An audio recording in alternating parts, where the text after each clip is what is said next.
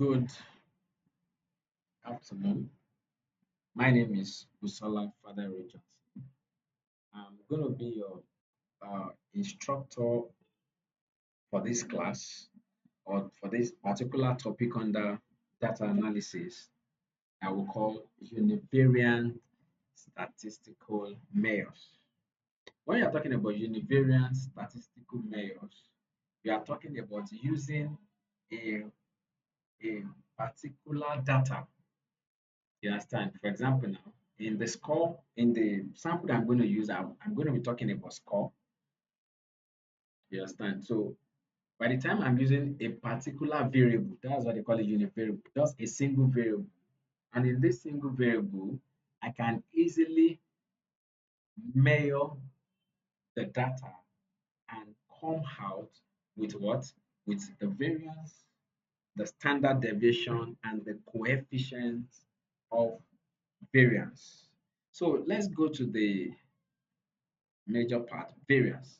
Now, what is variance? Variance is the measure of the dispersion of data points from what? From the mean or from the average. So if it is highly dispersed, that is, if there is much difference in the what? In the dispersion, it means that there is no consistency in the data. And that's why in this case, when you have a very high data, because the particular example I'm going to be using here uh, as shown in the Excel, let me show you. I'm going to be using mathematics core, English core, and science course for 10 students. So by the time I do this, what I really want to know is that I want to know which of the subject is what is the performance of the student consistent. You understand? That is, in which of these subjects are that their score is actually being very consistent. In what sense? For example, uh, according to the variance that I got, you will see that the least one is actually English, while maths is actually high. This means that the one with the lowest variance means that there is consistency in their what? In their score. That is, every of the students actually what did very well. But by the time you have a high variance, it means that some students did well and some did not do well. But without wasting time, let me conclude with the explanation of the formula of the variance before we go to the practical. Now, we have two formulas for variance. We have the sample formula and the population formula. What do I mean by the population formula? Population formula means that the formula for the entire what data point, while the sample variation means the what? The formula for a subset of the entire. For example, now if there's a class that there are 50 students and you actually pick at random just 10 of the students. So that means that since the 10 is not the entire population, it means that the 10 is what? Is a sample of the 50 population. So the formula to get the variance is going to be what? Is going to be sample variance. So for variation formula for population is what? Summation of the difference of the data point to the mean, then square divided by n. You can see the parameter for each of the formula here, as in the n, now n is the entire, so if there are 10, that means n is 10. But for the second one, which is the sample variance, the sample variance is the summation of the difference between each of the data points to the mean, then square divided by n minus 1. So if all the sample is 10, that means the n is going to be what? 10 minus what? Minus 1. So Without wasting time, let's go to standard deviation. Standard deviation is the square root of variance, which is very much direct. Standard deviation is the square root of variance. So it means that anytime you know your variance, automatically you know your what? Standard deviation.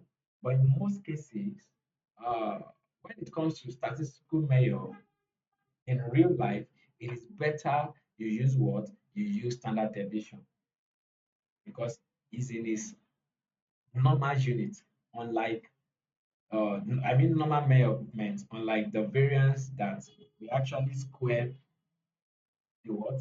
The values that is being given to us. So the values of variance is always higher than the values of what? Than the values of the standard deviation. So it's better to measure the standard deviation. That's what I'm actually saying in a nutshell. So now, after we've gotten this, the next thing is that let's go to Excel and let's try and see how we can use our Excel in experimenting this particular formula that is being displayed on the screen. That's why I copied this formula and I put it here. So let's try and use Excel to experiment it. I'm going to do it quickly. The first thing you need to do when you want to get variance is that definitely you know you must get your mean, and your mean is your u. You understand? This is your mean, while this xi is each of the data points. So that means to get our mean is very simple, which is what? The summation of everything divided by the total what? Data point, which is 10. So that's what we did. So by the time we got for English, I just drag to this part to get for English, and I drag to this part to get for what? For science. Now, after this, the next thing is let's use the formula. That means the next thing we're going to do is that we come here according to the formula. This is a data point, right? 75 minus what? 79. Can you see? Then I now use what? Caret, that is raised to power 2. So that I'm going to square it. Then it gave me this one. So now you will notice something that I actually use what is it called? Relative reference in this case. What am I trying to do? If you can remember, we have two type of we have relative, we have absolute. Because if I should just drag without using $12, what I did here is I lock this 12 so that no matter the case for each of the cells downward is going to be using the same mean. You understand? So that means for this one also is still what? 85 minus what? 79. For this one also, oh sorry, for this one also 90 minus what? 79. So I'm just trying to tell you what I did, why I lock each of it. Exactly. So I did that for this is for math, for English, and for science. So by the time I did that, I got the summation. That's the top of the formula. So when I did this summation, that is the summation of the square, then I will now divide it by what? By n minus 1, which is 9. Exactly. For English and for what? For science. Now, the question is this. The question is this. The question is this. I'm coming. Oh, I made a mistake here. Let me correct this mistake. I didn't log this stuff. Okay, let me use this to explain to you. Now, if I drag this thing as it is, 49 is 4,900 the difference between this. Let me even double click on it. See what it's doing. D3 minus what? Nothing. Aha. So that's the reason why you must what? You must lock. You use dollar sign to lock D12. Oh, you see that it will be correct now. So let's now drag down. Uh, oh, sorry. Let's now drag down. Wow. So now this one is now what? Summation of everything. After that, this one will also change. So that means the mass variance is 145. The English variance is 29, and the science variance is 36. Is that clear? Are you sure? So now, after you've gotten this, normally I know a lot of people will be this is stressful. No, don't be discouraged. By the time you are using a data analysis software, you don't need to stress yourself. You see within few seconds, you can get the variance.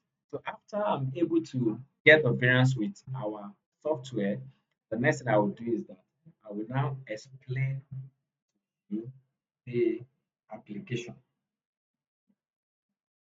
Exactly. So let's quickly look into that.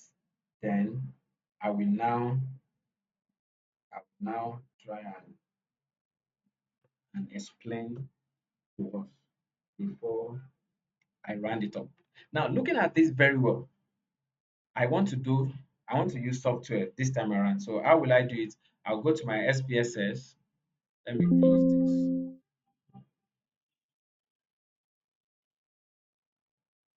Okay.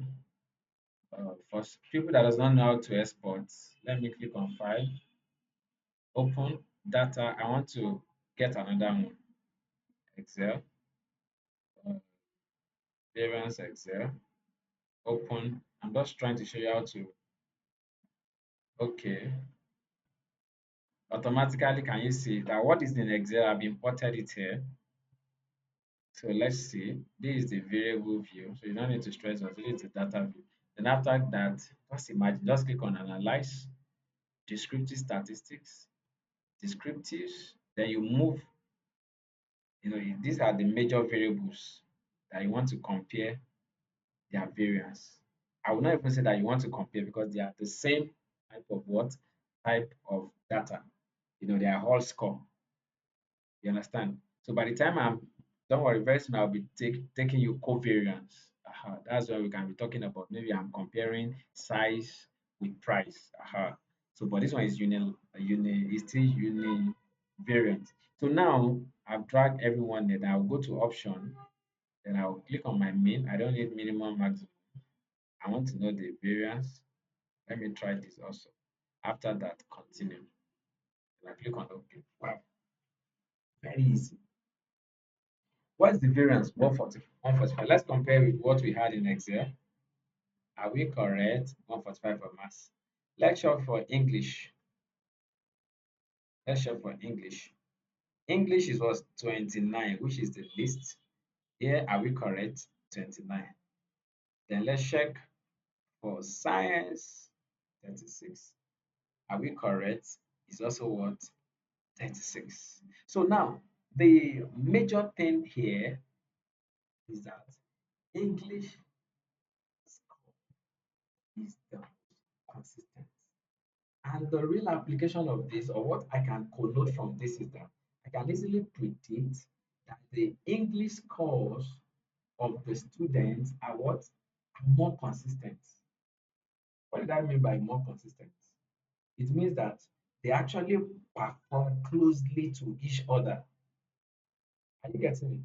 By the time you have a very high variance, it might mean that some students, number of students actually did very well, and some students actually what did poorly or poor. They had poor performance. And the real life application of this, they are actually hand-ons. You can actually use this for what? Quality control in manufacturing company. Yeah. For example, now maybe you're actually manufacturing a product and you have a standard. Are you getting your an average? Oh, for this particular rod, though, what we wanted to be using is actually 10 centimeters.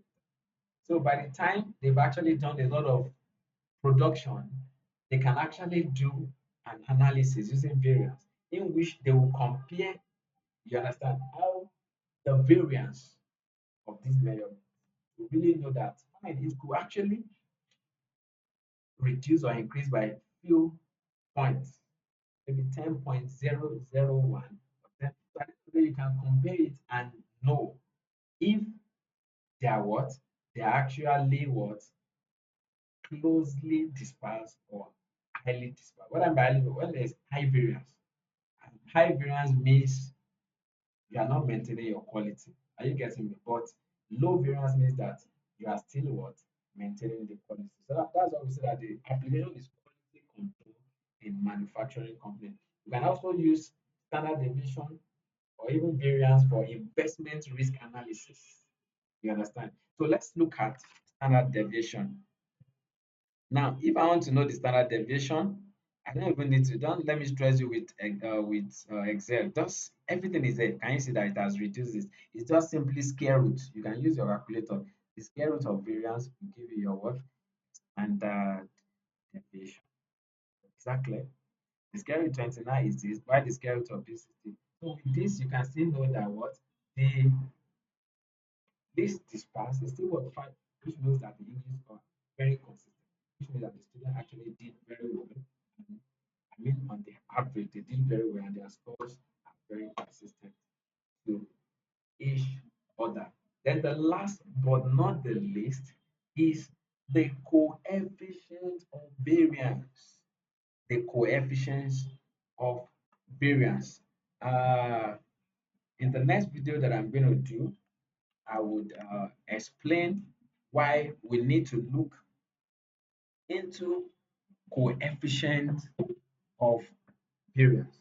I'm going to explain that in the next class. So just take your time to go through this, and I can assure you that you will be able to do exactly. So don't be discouraged with data analysis. You can always use your software and it will give. So the major thing you just need to take your time to know is what the interpretation of the data. Oh, when there is a low variance, what does it mean? When there's a high variance, what does it mean? So see you in the next class. Thank you.